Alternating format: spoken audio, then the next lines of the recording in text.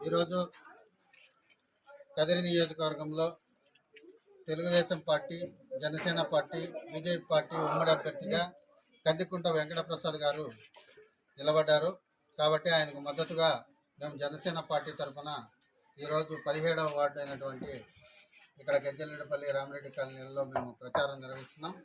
ఇక్కడ చూసుకున్నట్లయితే గత 5 సంవత్సరాల నుంచి ఎటువంటి రోడ్లు కానీ కాలువలు కానీ ఇక్కడ వేసిన సందర్భాలే లేవు. కాబట్టి స్థానికంగా సమస్యలు చాలా ఉన్నాయి. ఈ వార్డులోనే తాగునీరు రాక చాలాసార్లు చాలా ఇబ్బందులు పడ్డారు. ఒకసారి 2-3 సార్లు జనసేన దృష్టికి కూడా రావడం జరిగింది. ఇక్కడున్న స్థానిక నాయకుడు మా ప్రతాప్ గారు మళ్ళీ ఫోన్ చేసి వాళ్ళతో ఇప్పించడం కూడా జరిగింది. కాబట్టి చాలా సమస్యలు ఉన్నాయి. ఈ సమస్యలు పరిష్కరించిన దాఖలాలు లేవు ఎమ్మెల్యే గారు. కాబట్టి గత 5 సంవత్సరాల నుంచి ఎటువంటి ఆయన ఇచ్చిన హామీలను అమలు పరిచిన దాఖలాలే లేవు. కాబట్టి మీరు కేవలం మతం కోసమో లేకుంటే కులం చూసో ఓటు వేయకోకుండా ఎవరైతే గత 20 సంవత్సరాల నుంచి స్థానికంగా ఉంటూ ప్రజల కష్ట సుఖాలలో భాగం పంచుకుంటున్న కందికుంట వెంకటప్రసాద్ గారు ఉమ్మడి అభ్యర్థిగా నిలబడ్డారు. ఆయనకు ఓటు వేసి గెలిపించాలని చెప్పి మేము తెలియజేసుకుంటున్నాం. ఎందుకంటే ఈరోజు జగన్మోహన్ రెడ్డి గారు చెప్తున్నారు, ఆయన్ను ఈసారి ఓట్లు వేసి గెలిపించకపోతే పథకాలన్నీ ఆగిపోతాయి అని చెప్పి తప్పుడు ప్రచారం చేస్తున్నాడు. దాన్ని నమ్మొద్దండి.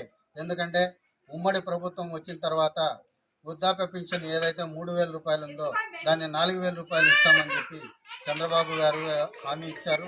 అలాగే ప్రతి పిల్లోడికి, చదువుకున్న పిల్లోడికి 15,000 రూపాయలు ఇస్తామని చెప్పి తెలియజేశారు.